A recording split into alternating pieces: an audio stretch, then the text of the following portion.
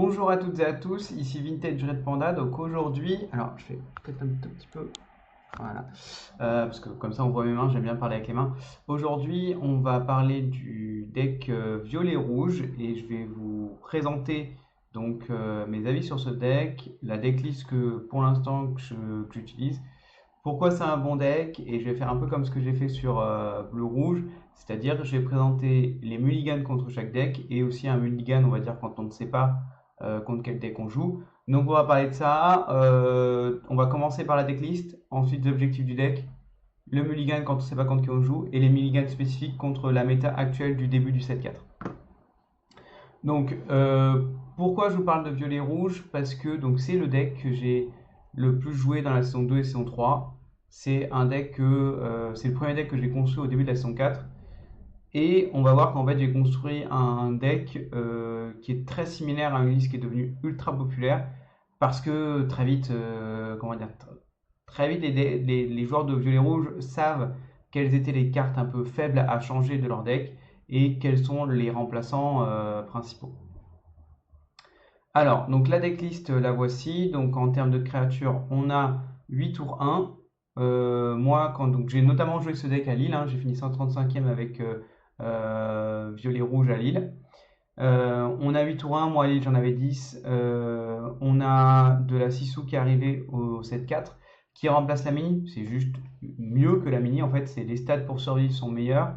Le fait d'avoir plus d'attaque que 1 tout le temps, eh ben, ça empêche toutes les arrivées du 7-4 de rouge, donc notamment les autres Sissou qui peuvent viser la mini trop facilement. Ça empêche les bagarres qui peuvent viser la mini trop facilement. Le insaisissable, franchement, déjà à l'époque, on s'en fichait un petit peu. C'était pas l'atout principal. Ce qui était surtout important, c'est que c'était une créature qui l'aurait à 2. Et donc là, elle aura aussi à 2, donc les stats sont parfaites. La Dolores rentre pour l'instant parce qu'en fait, elle va très bien avec un roi incontesté.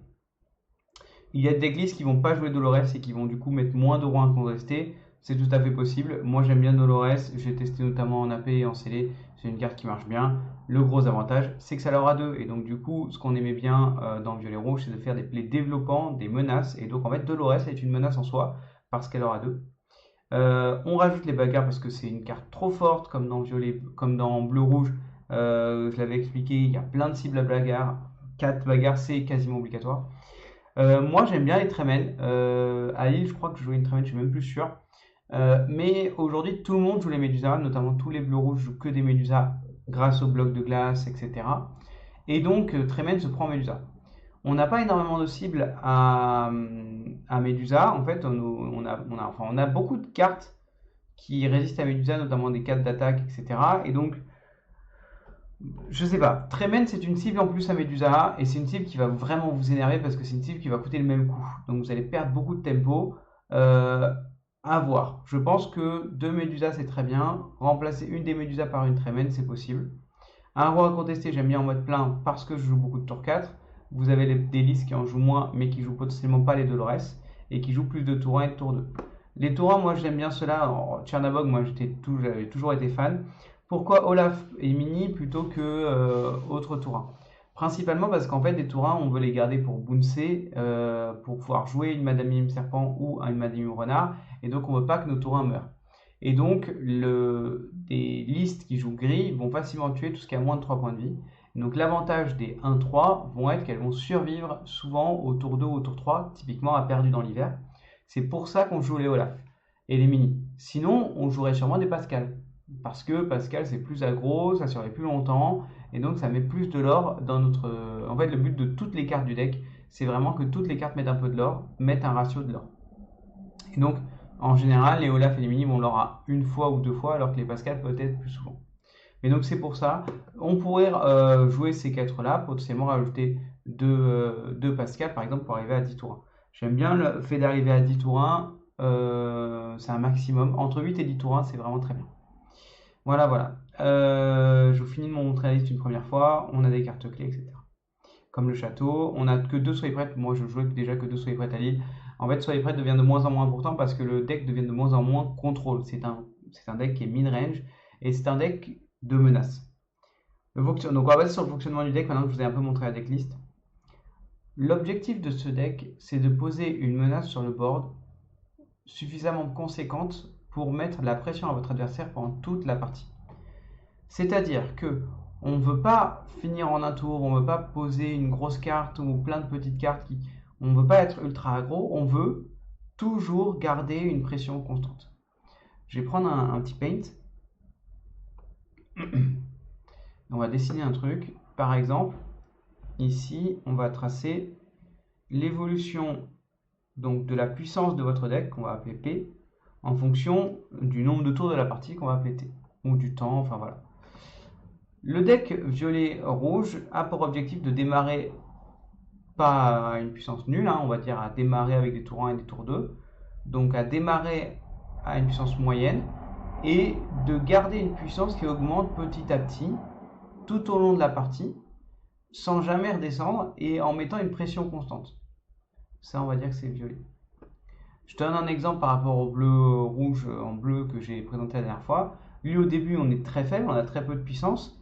Et en fait, on va très vite démarrer vers le... Donc là, on va dire que là, par exemple, on aura le tour 4. À partir de bleu, tour 4, ça va être les Flaversham, les Grand Mertala, etc. Tour 5, les Maui. Et donc là, on va démarrer en puissance. Et notre objectif, ça va être d'exploser en puissance à la fin de la partie pour qu'ici, notre adversaire ne puisse plus rien faire. Ça, c'était le deck bleu. Et donc le violet, c'est toujours au-dessus. Le plus longtemps possible, on veut avoir plus de puissance que notre adversaire, on veut avoir la pression, on veut l'obliger à jouer des plays qui contrôlent notre terrain pour que lui, ça le ralentisse dans sa propre puissance. Pour ce faire, le deck violet-rouge est construit de sorte à mettre que des bonnes cartes. L'objectif, c'est que chaque carte, globalement, a une puissance de l'or ou une puissance sur le terrain qui est supérieure à toutes les cartes équivalentes qu'on le même coup. Et le deuxième objectif, donc, c'est d'avoir des bonnes cartes. On va dire que c'est un deck good cards. Et le deuxième objectif, c'est de jamais s'épuiser, donc d'avoir beaucoup de pioches. C'est pour ça que violet est très fort. Comme ça, on n'a pas de tour à vide où on redescend notre courbe de puissance dans le temps. Je reprendrai sûrement ce graphe sur les autres decks au fur et à mesure. Par exemple, comment on va faire pour monter cette puissance très vite? Le deck a des cartes clés qui sont des cartes qui vont vous permettre de mettre de la pression très vite à votre adversaire. Ces cartes clés, c'est celles-ci qu'on va identifier et que je vais mettre en avant dans les mulligans.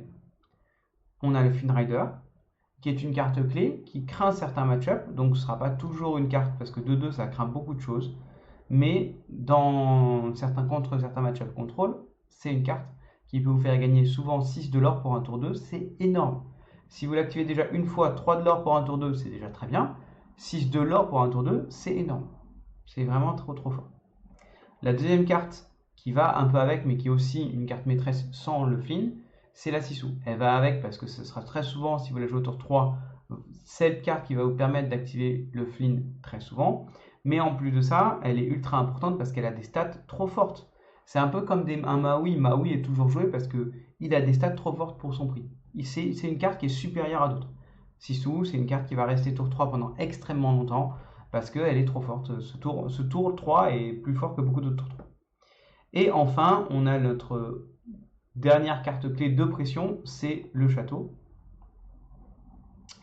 Pourquoi? Parce qu'en fait, aujourd'hui dans la méta, il y a peu de solutions pour détruire des lieux rapidement, à part en gris, et encore il ne les joue pas tout le temps, parce qu'il y a peu de lieux bons. Et donc vu qu'il y a peu de lieux bons, pas beaucoup de couleurs ne jouent de lieux, et donc les solutions à des lieux ne sont pas beaucoup jouées non plus. Potentiellement, dans une méta future où beaucoup de couleurs auront leur lieu fétiche, leur lieu à poser dans leur deck, et beaucoup de decklists auront un ou deux lieux qui seront des cartes clés, les réponses à des lieux deviendront monnaie courante, et donc le château ne deviendra plus une carte clé. Ça ne deviendra pas une mauvaise carte, mais ce sera peut-être plus la carte clé. Ce qui tombe bien avec ces cartes clés, c'est que c'est tour 2, tour 3, tour 4. Donc ça peut être une idée, déjà ça nous donne une petite idée dans le mulligan. La dernière carte clé qui va, on va dire que ces cartes clés là nous donnent des briques sur lesquelles on va poser notre corps. C'est-à-dire qu'en fait tour 2 on va jouer un fling qui est très fort, tour droit une Sissou et tour 4 un château. Toutes ces cartes là ont une puissance énorme pour une seule carte.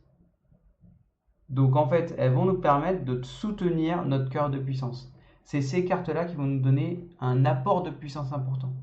Et l'objectif du reste des autres cartes, globalement, c'est de faire en sorte de soutenir cette puissance. C'est-à-dire que cette puissance qu'on peut acquérir grâce à ces cartes-là, elle ne soit pas perdue. Et donc, on va avoir des cartes qui font des sortes de petits escaliers. C'est-à-dire que si j'ai réussi à atteindre cette puissance-là grâce à mes cartes précédentes, donc mes cartes clés, mon objectif, c'est de ne pas redescendre en dessous. Et donc, ça va être de dire, soit tu me la tues, mais du coup, j'ai posé 2 autres cartes ou 3 autres cartes, soit tu me la tues pas, mais du coup, tu es obligé de gérer les autres créatures, ou les autres créatures sont là pour faire des trades pendant que cette carte à puissance est utilisée. Et donc, c'est des petites marches comme ça, qui vont nous dire, tiens, je continue d'augmenter un tout petit peu ma puissance, comme ça te fout encore dans le caca. Ces cartes clés-là, il ne faut pas les user. Il ne faut pas les perdre, notamment votre pire cauchemar dans une partie, c'est d'en perdre plusieurs en même temps, et ce qui vous obligera à en reposer et à reperdre ce qu'on appelle le tempo, c'est-à-dire à reperdre l'avantage de puissance de la partie. Donc, Inch'Allah, on a un énorme avantage avec ce deck-là, c'est que Flynn Rider, Sisu et le château ne craignent pas les mêmes choses. Flynn Rider est un tour 2 qui a des faibles stats et donc il va principalement craindre les blasts, les petits sorts qui font des dégâts, perdus dans l'hiver, le coup de canon, des cartes grises, bagarre, etc., etc. Sisu a beaucoup plus de points de vie et donc ne va pas craindre ces dégâts-là. Et surtout 4 points de vie, c'est vraiment... Il faut aller chercher d'autres cartes, quoi. Il faut aller chercher des Zeus ou des choses comme ça. Et donc c'est beaucoup plus difficile à tuer avec un blast. Donc elle va potentiellement plutôt craindre d'autres créatures fortes, mais du coup des créatures qui vont coûter 5 ou 6, typiquement à Maui. Et enfin, le château, lui, va craindre une défaite de board, c'est-à-dire il va craindre le fait que vous n'ayez plus de créatures et que votre adversaire en a. Mais automatiquement, si vous avez encore des Sisu ou des Flynn, cette situation normalement n'est pas censée être arrivée, et donc un château pour compléter vos menaces est parfait. Donc un château, c'est pas toujours une carte de tour 4, c'est parfois une carte de late game, mais en tout cas, ça reste une carte qui complète vos menaces parfaitement. Voilà, hop, hop, hop. Voilà, on est bon pour l'explication à peu près du but du jeu du violet-rouge. Maintenant, on va parler, on va dire, du mulligan si on ne sait pas contre qui on joue. Donc, votre objectif, c'est de garder cette puissance supérieure. Vous ne savez pas contre qui vous jouez, donc vous voulez vous curver. Vous voulez poser des créatures à 1, à 2, à 3 et à 4, etc. etc. Le deck n'est pas un deck facile à jouer. C'est un deck, c'est facile de comprendre ce qu'il veut faire, mais notamment à cause du mulligan, le nombre de plans de jeu sont énormes. Ce qui fait que entre un bon joueur et un excellent joueur de violet-rouge, il y a vraiment une différence. Et cette différence se joue dès le mulligan. C'est ultra important d'identifier votre plan de jeu optimal avec votre mulligan. Donc si vous ne savez pas contre quoi vous jouez, vous voulez un tour 1, un tour 2, un tour 3. Dans votre mulligan parfait, on va commencer de là, c'est-à-dire votre rêve, c'est un tour 1, un Chernabog. Si vous ne savez pas contre quoi vous jouez, on va préférer Chernabog qui va vous permettre de vous redonner des ressources plus tard. Un tour 2, un Flynn. Un tour 3, une Sisu. Un tour 4, un château. Si vous avez ça en main, il faut pouvoir le jouer. Et donc, il va falloir avoir des ancrables. Et ça ne suffira pas, parce qu'en fait, il va falloir avoir des ancrables. Il va aussi falloir avoir potentiellement un second souffle. Donc, c'est pour ça que c'est très difficile de garder ces 4-là dès le départ, parce que ça veut dire que vous n'avez plus que 3 cartes à côté pour compléter votre cœur avec des ancrables. Votre objectif avec ces 3 cartes-là qui seront ancrables, c'est que ce soit des cartes de draw faciles, soit des cartes ancrables où c'est pas grave si vous les ancrez. Par exemple, si vous avez d'autres tours 1, une Olaf ou une Mini. Si vous avez, ce qui complète extrêmement bien cette curve-là, c'est un bagarre ou un mes amis de l'autre là. Si vous avez besoin de jouer bagarre à la place de Sisu, vous jouez bagarre, c'est pas grave. Parce que si c'est vraiment un besoin, notamment contre un Diablo, eh ben on va jouer bagarre. L'avantage de mes amis de l'au-delà, c'est qu'en fait, vous allez pouvoir le chanter avec Sisu, et donc vous allez démarrer votre main avec seulement cette carte, donc 4 que vous savez que vous allez vouloir jouer, donc normalement vous allez manquer d'encrave, sauf qu'au tour 3, vous allez pouvoir repiocher tout de suite, et donc votre tour 4 va être une encre quasiment obligatoire, parce que vous allez repiocher 2 cartes, etc., etc. Le deck ne joue pas tant de non-ancrable que ça, voilà, 12, Donc si vous gérez avec des ancrables avec le reste de votre main, c'est très bien. Donc moi, par exemple, ma main parfaite, ça pourrait être Tchernabog, Flynn, Sissou, Château, Bagarre, mes amis de l'au-delà, et une ancrable que j'utiliserai pas, donc soit un tour 1, Olaf ou Mini, soit par exemple une Maui, un Merlin chèvre, des cartes que j'ai pas envie de jouer au début. À la limite, un Merlin crabe, ça me va. Mais après, si j'ai déjà ces 6 là, franchement, n'importe quel encrabe fait le taf, hein. Ce sera une carte que je vais ancrer parce que j'aurai déjà mes tours parfaits. Si j'ai cette sortie-là, je peux me battre contre n'importe quel match-up. Je peux répondre avec bagarre à une menace qui peut être vraiment énervante, notamment un Diablo. Je me sens vraiment extrêmement bien. Vous n'aurez quasiment jamais cette main-là. Et en fait, le problème, c'est que vous n'allez pas pouvoir toujours chercher cette main-là. Le problème de cette main-là, c'est qu'en fait, c'est un rêve, mais qui n'est atteignable que sous certaines conditions, c'est-à-dire qui n'est atteignable que si votre première main avant Mulligan est déjà constituée de certaines cartes clés, qui est déjà, par exemple, infini. Donc, on va voir maintenant comment on va séquencer cette phase de Mulligan avec des combos un peu pour dire ah si j'ai ça et ça, je vais le garder. Si j'ai ça et ça, je vais le garder. Par exemple, une Madame Mime Serpent toute seule, ça ne se garde jamais, jamais au Mulligan.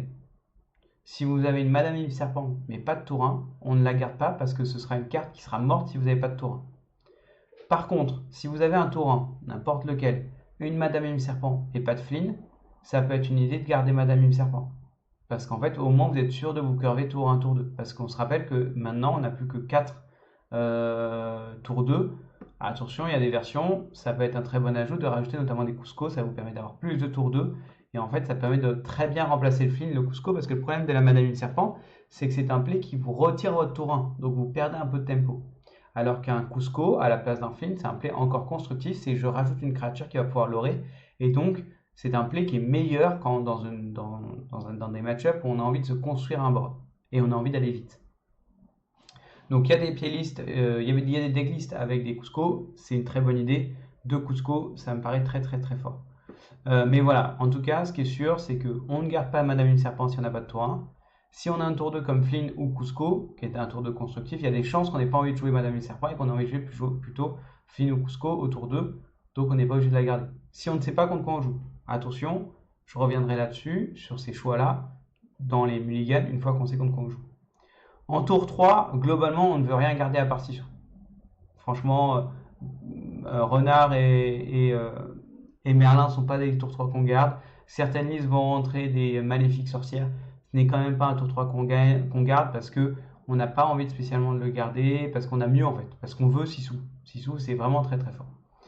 Tour 4, globalement, on garde rien, sauf si vraiment on a une main parfaite, mais voilà, globalement, on garde rien au tour 4, parce que après, si on a déjà, par exemple, un Olaf, un Flynn, une Sissou, on peut peut-être potentiellement garder un lapin, mais le problème de lapin, c'est que c'est non ancrable, et donc il va falloir un peu tenter la chance pour pour avoir suffisamment d'ancrable pour arriver jusqu'à la fin.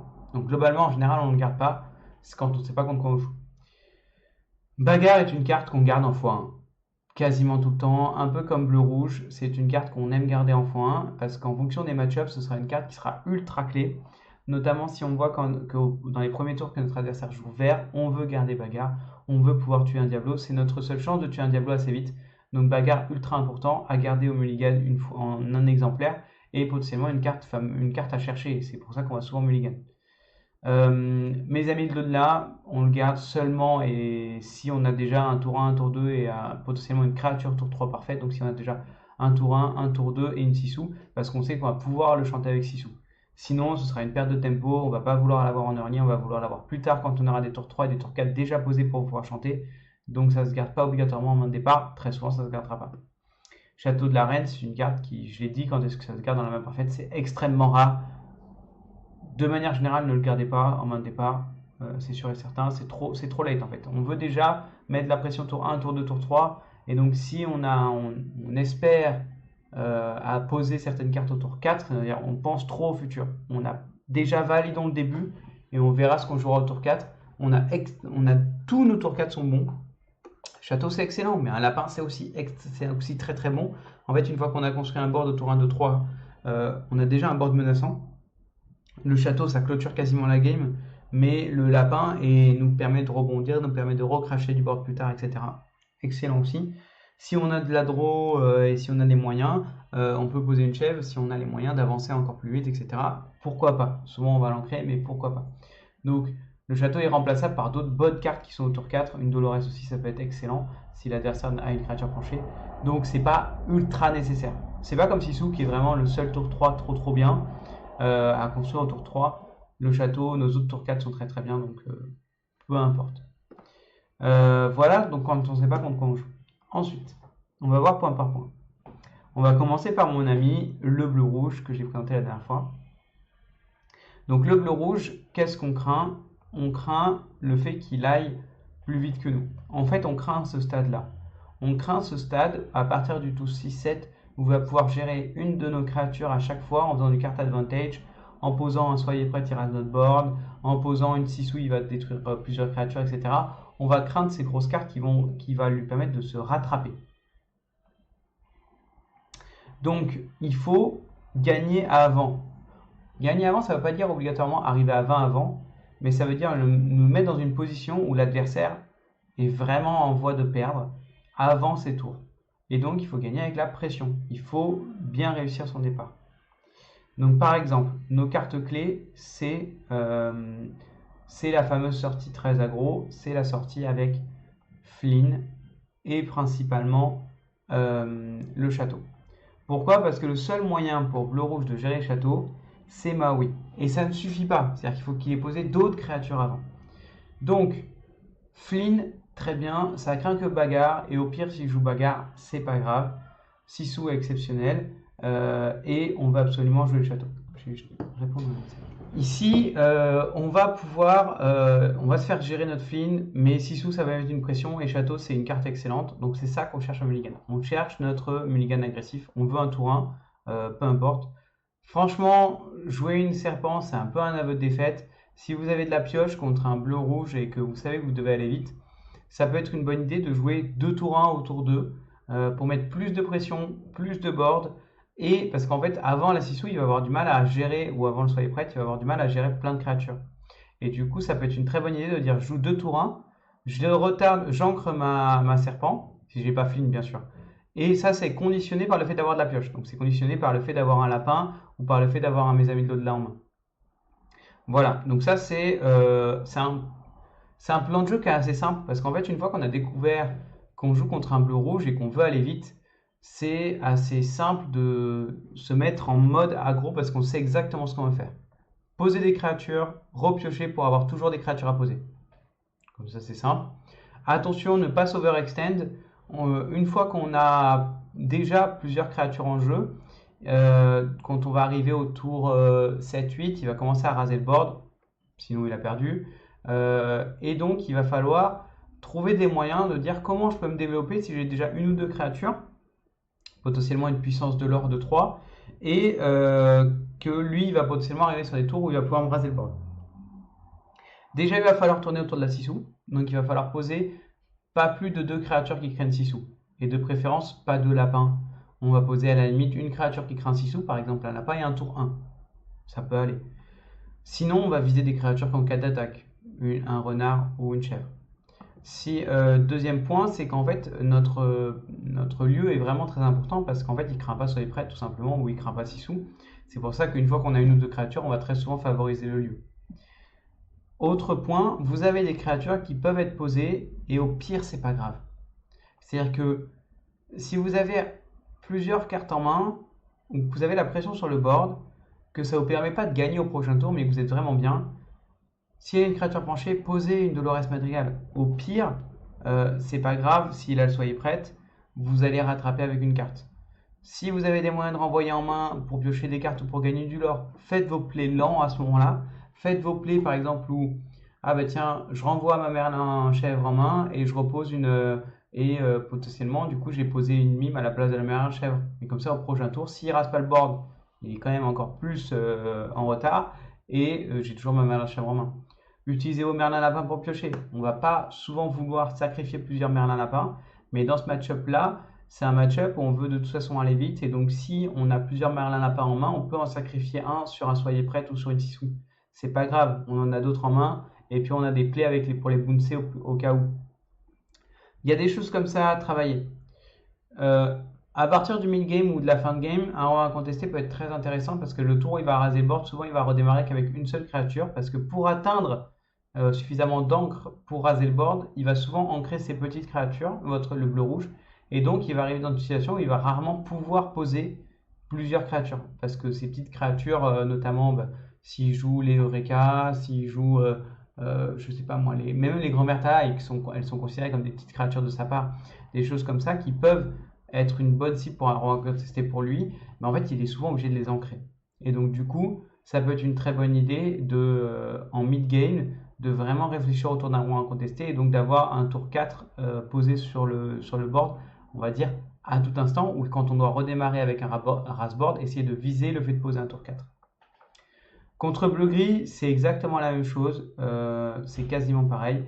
On va dire que à la limite, je voulais faire voilà comme ça. À la limite, le Flynn est un peu moins important parce qu'il joue beaucoup de blasts qui vont le tuer.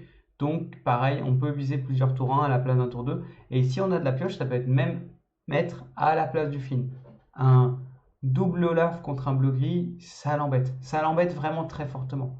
Et donc du coup, si vous avez de la pioche, ça peut être très bien de poser plein de tours 1. Un peu comme quand j'avais expliqué sur la vidéo de bleu-rouge, il ne faut pas compter sur son rêve bleu. C'est-à-dire qu'on peut aller encore plus agressivement, on peut dépenser des cartes à fond, mais il faut arriver au tour 5 ou 6 avec une ou deux cartes en main, dont une carte qui fait piocher. Soit un Mes Amis de l'au-delà, soit un lapin. Pourquoi? Parce qu'en fait, il va très souvent essayer de ne pas faire ce rêve bleu s'il voit que vous avez peu de cartes en main. Et donc, il faut être capable de continuer à garder cette petite pression, faible peut-être, mais à garder des cartes en main, s'il ne persiste à ne pas jouer ce rêve bleu. S'il persiste à ne pas jouer ce rêve bleu, normalement il est beaucoup moins puissant, parce que du coup c'est l'attrait de son deck, c'est d'ancrer beaucoup et de repiocher énormément avec ce rêve bleu. Et donc s'il est moins puissant, on n'a pas besoin de mettre une énorme pression tout le temps. Mais il faut être capable de continuer, il faut être capable de jouer sans compter sur lui. Donc attention, notamment je vois beaucoup, ça m'arrive souvent, des joueurs qui ancrent, comment dire, ancrer Mes Amis de l'au-delà, c'est pas obligatoirement une mauvaise idée. Ça fait un peu mal au cœur, mais c'est pas grave.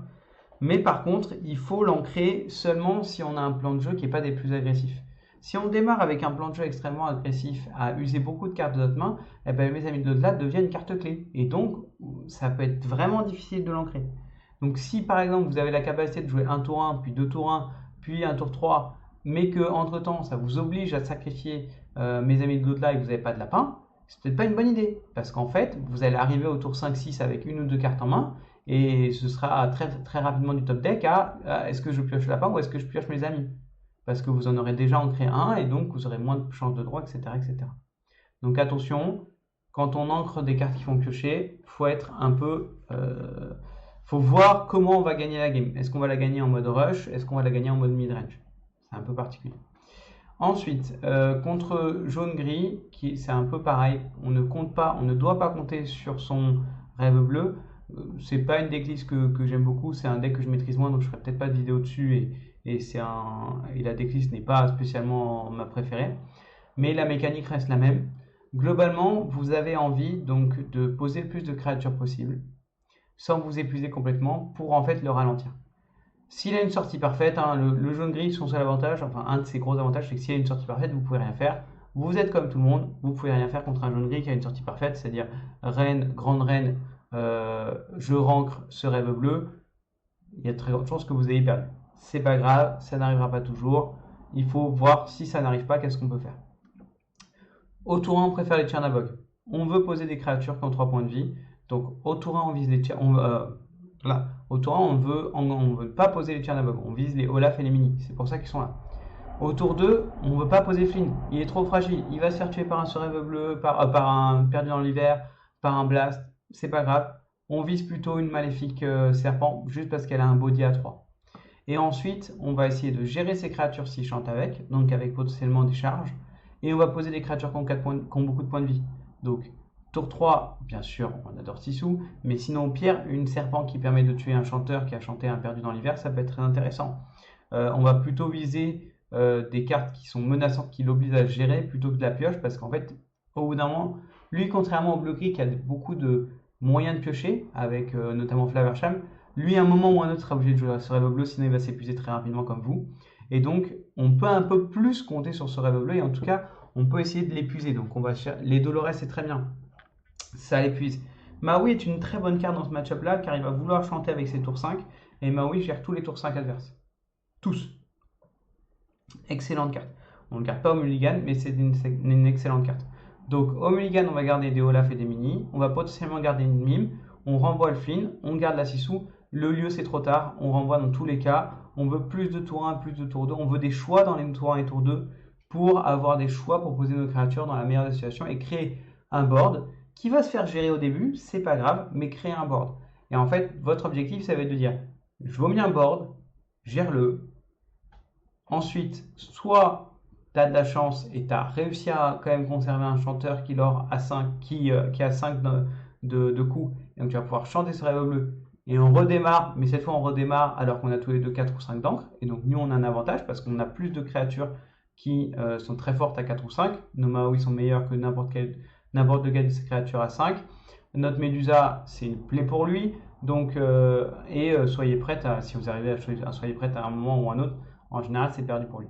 Donc, je vomis. S'il répond bien, il gère. S'il répond encore mieux, il fait un rêve bleu. C'est pas grave, on redémarre. Et nous, notre but, c'est de le faire comme ça jusqu'à l'épuiser. Parce qu'à un moment ou un autre, on va jouer des meilleures créatures que lui. Parce que lui, il a beaucoup de tour 1, tour 2. Et donc, si on continue comme dans ce sens-là, on peut essayer de gagner comme ça. Le seul moyen pour lui de gagner, c'est d'avoir une sortie ultra, ultra, ultra énergique au tout début. Et là, on pourra rien faire parce qu'en fait, le désavantage du violet-rouge, c'est qu'à part le soyez prête, on n'a pas de moyen de rattraper la tempo. C'est-à-dire que si à un moment ou à un autre, on a perdu la tempo, si à un moment on est derrière sur le board, on est derrière de manière générale, notre seul moyen de rattraper vraiment, c'est soyez prête. Et encore, parce que si on joue un soyez prête et qu'on fait rien avec, c'est pas souvent une bonne idée. C'est souvent un play qui vous fait perdre la partie parce qu'en fait, si vous faites que ça, ben en fait, c'est à lui de redémarrer et il va redémarrer et vous serez dans la même situation que le tour précédent. Donc, c'est très difficile de rattraper une tempo avec violet-rouge. Il faut tenir la pression. Ensuite, contre jaune-rouge, c'est un peu pareil. Il faut tenir la pression, il faut poser des créatures. Nos créatures tour 5 et 6 sont très fortes. Bagarre, on adore contre ce deck-là. Donc là, il faut conserver une bagarre. Bagarre contre jaune-gris, c'est bien, mais c'est pas obligatoire parce qu'en fait, de plus en plus, il ne va pas. En fait, si vous avez déjà des créatures tour 1 et tour 2, donc je reprends la fin de jaune-gris. Si vous avez déjà des créatures tour 1, tour 2, vous pouvez conserver une bagarre parce que ça va être très fort contre l'arrière. Mais en fait, le problème, c'est que sinon, la plupart du temps, bah, en fait, il va réussir à faire un alter, donc un Robin des Bois ou une Reine, et ceux-là ne sont pas sensibles à la bagarre. Et finalement, faire une bagarre sur une Cendrillon, c'est pas ouf. C'est un play, c'est un mauvais play, quoi. Ça peut être utile des fois, hein, quand on n'a pas le choix, mais c'est un play qui vous met, vous, dans une perte de tempo. Donc, on va plutôt, on peut le conserver contre jaune-gris si on a de quoi commencer la partie, alors que contre jaune-rouge, on le conserve dans tous les cas. C'est extrêmement fort. Il joue des Flynn, il joue des Porcinés qui sont des cartes. Alors, il joue pas tous des Porcinés. Moi, c'est ma liste préférée avec les Porcinés, et donc j'en ferai potentiellement une vidéo, mais il joue pas tous. Mais même Flynn, Prof, Gaston sont toutes des cartes ultra sensibles à bagarre. Même réponse. Donc bagarre est une carte clé. Si vous avez de quoi jouer un tour 1, un tour 2, c'est pas n'importe quoi, mais c'est un peu pareil. Le Flynn est un peu moins important parce qu'en fait, vous allez plutôt construire un board meilleur que lui. Votre objectif, ça va être de poser des créatures qui sont meilleures que lui, d'utiliser vos renards, d'utiliser vos lapins pour plus facilement piocher que lui. Ça va être une guerre de ressources, une guerre d'épuisement, une guerre de à un moment ou à un autre, il va piocher parce que maintenant ils ont beaucoup de solutions pour piocher et donc il faut que vous ayez un meilleur board que lui. Donc vos cartes clés, c'est donc un tour n'importe lequel. Serpent est très fort parce qu'en fait ça va permettre de gagner beaucoup sur le board. Renard, si vous avez déjà un tour 1 et serpent, un renard ou un crabe, ça peut être très bien aussi parce que ça vous permet de rattraper une tempo sur le board, mettre des bonnes créatures. Si tous vos tours 1 tour 2 sont forts, des tours 1 et tour 2 constructifs sur le board. Flynn Rider, beaucoup moins important.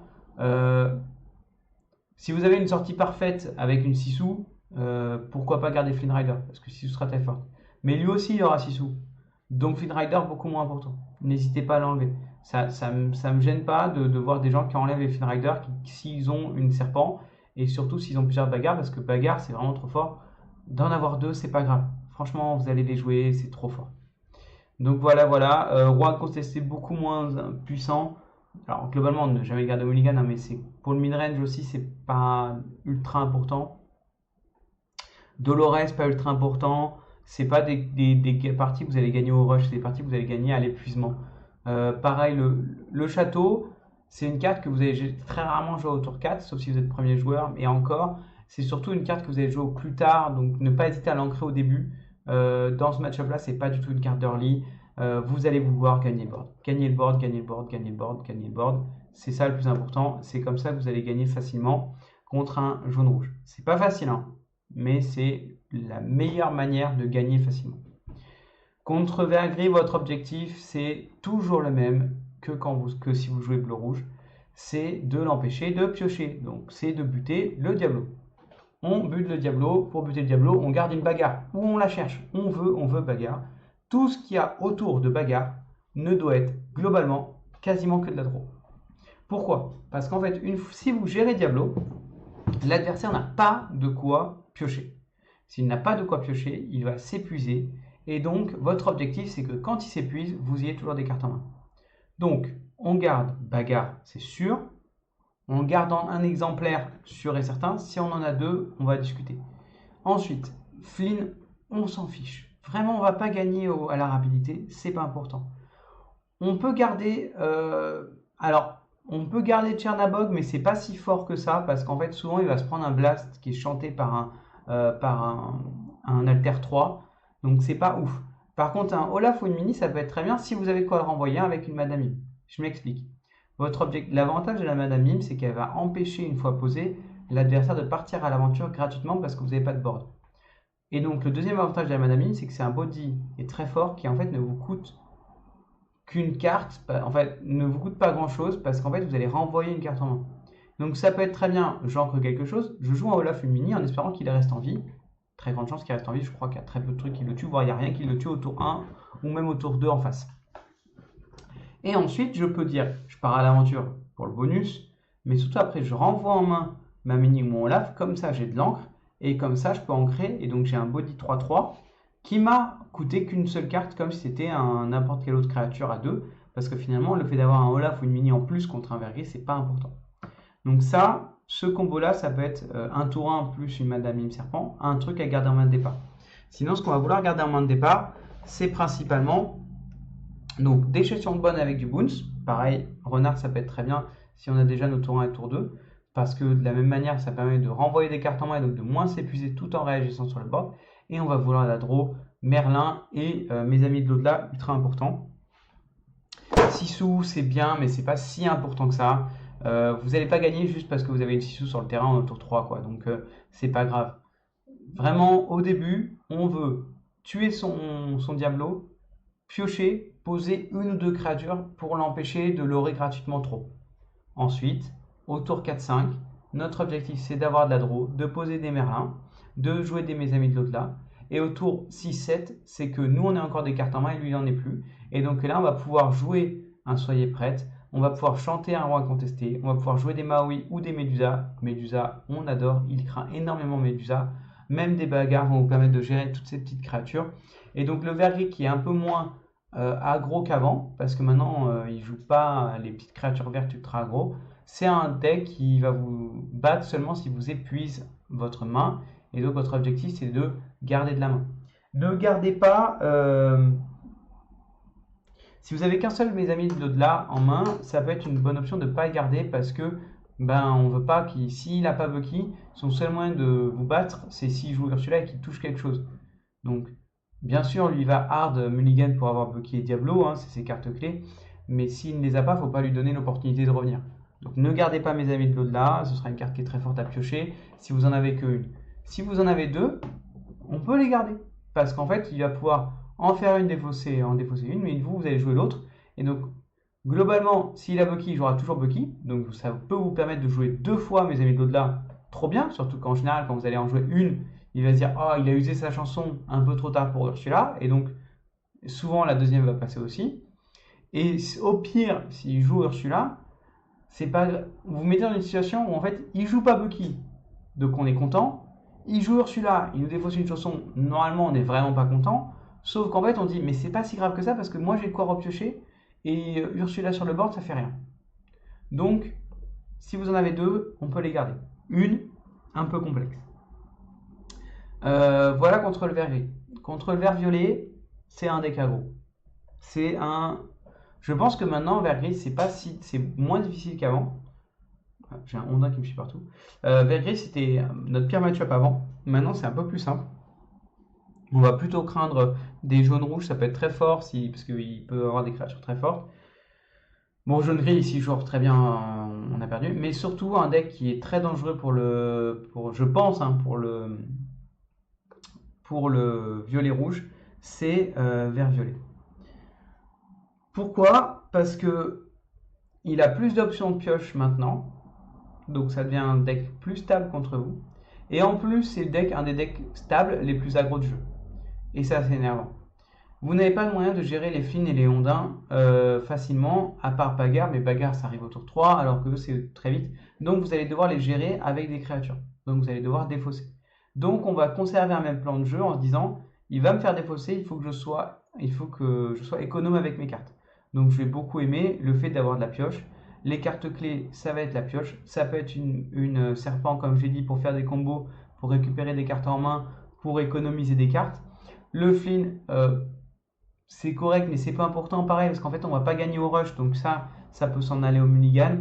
La Sisu peut être sympa parce qu'elle fait un gros body, et donc lui, ça l'énerve les gros body, il sait pas trop comment les gérer, parce que le désavantage de vert violet, c'est qu'il ne sait pas gérer le board. Donc poser des grosses créatures énervantes pour lui, ça peut être une bonne option. La Sisu, c'est correct. La renard, on aime beaucoup. Et le lapin, c'est une carte clé. Donc du coup, nos cartes clés, ça va être un tour 1, Olaf ou Mini, ou même Tchernabox, c'est peu important. Un tour 2, une serpent. Un tour 3, une Sissou, ou potentiellement un Tchernabog, ou même, souvent, ça peut être une bagarre pour rattraper leur livre, parce que souvent, il va jouer des tours très rapides au début, donc ça peut permettre de rattraper la bagarre. Et un tour 4, on veut jouer lapin. On veut jouer lapin au tour 4, c'est trop important. On va pas gagner au château en aggro, donc même s'il n'a pas beaucoup de moyens de gérer le château, en aggro, c'est pas souvent le meilleur truc. Le château, notre objectif, c'est surtout qu'il va potentiellement nous faire piocher. Donc ça va être rarement un tour 4, mais plutôt un tour 5 ou 6, une fois qu'on aura un peu géré le board. Lui, par contre, au tour 2, il peut très bien faire Ursula. Donc là, mes amis, ça va pas être vraiment dangereux. On veut toujours viser le Diablo s'il y a une bagarre. Mais on n'hésite pas, donc au mulligan, on garde bagarre, c'est sûr et certain. Et là, on n'hésite pas à en garder 2 s'il y en a. Diablo, très dangereux, parce qu'il joue vert, et qu'on n'a pas moyen de le gérer. Mais alors, Ursula, contre lui, c'est aussi extrêmement dangereux à cause de Cruel Diablesse. Si je joue Cruel Diablesse ou mes amis d'au-delà, c'est un de ses moyens de gagner. Parce que c'est un de ses moyens d'avoir plus de cartes que vous. Et donc de faire du card advantage. C'est un match-up qui se joue un peu comme contre du rouge-jaune. C'est un match-up qui se joue au board. À qui va avoir le plus de ressources possible. Et donc, les bagarres, plus on en a, mieux c'est. Parce qu'on va pouvoir gérer ces tours 3 qui sont ces cartes clés. Et si on arrive à gérer sur tour 3, c'est-à-dire c'est Ursula et c'est Diablo, on est vraiment tranquille. Et une fois arrivé au tour 6, on débloque des nouvelles solutions. On débloque nos Médusa. Une fois arrivé au tour 7, on débloque notre Soyez prête. Donc en fait, c'est bagarre notre carte clé. Tour 1, n'importe quoi. Tour 2, serpent. Tour 3, on vise bagarre. Tour 4, Merlin. En gros, c'est ça notre départ. Donc voilà, on ne garde pas, je pense qu'on ne garde pas Flynn, on ne garde pas Sissou, on ne garde pas Château, parce qu'on veut plus de bagarres, on veut plus de renvoi en main, et on veut, enfin voilà, quoi, on veut nos solutions. C'est ultra important. Voilà, voilà, vous savez un peu tout sur violet rouge. Si j'ai oublié des choses, n'hésitez pas à me poser des questions en commentaire. Je réponds, alors je réponds pas toujours tout de suite, mais j'y réponds au bout de quelques jours, c'est sûr et certain. Si vous avez mon contact sur Discord, n'hésitez pas à me contacter sur Discord. Je suis aussi présent donc sur Instagram, Vintage Red Panda. Je mets en général mes tournois, mes récapitulatifs de tournois, mes decklists que j'utilise en ce moment, etc. Donc mon Dream on Point a des decklists qui sont ouvertes. publiques normalement, donc ça peut être aussi intéressant. Les decklists que je joue sont mises à jour, les decklists que je joue pas, attention, sont pas toujours mises à jour. Donc ça peut être des bonnes bases pour démarrer. Si vous savez que c'est des decks que je maîtrise, notamment bleu-rouge, violet-rouge, ou à la limite, alors bleu-gris aussi, j'ai un ami qui joue beaucoup, donc moi aussi je joue beaucoup, ou violet-vert, j'aime bien. C'est des decklists qui vont sûrement être mises à jour assez régulièrement. Le reste, c'est des bases, mais c'est pas obligatoirement la meilleure decklist du moment. Voilà, voilà. La chaîne YouTube, n'hésitez pas à mettre un like, un commentaire, même si pour moi c'est un départ, donc ça me fait plaisir. Et je vais essayer de commencer la chaîne Twitch pour faire petit à petit du gameplay certaines soirées. Voilà, voilà. Allez, ciao!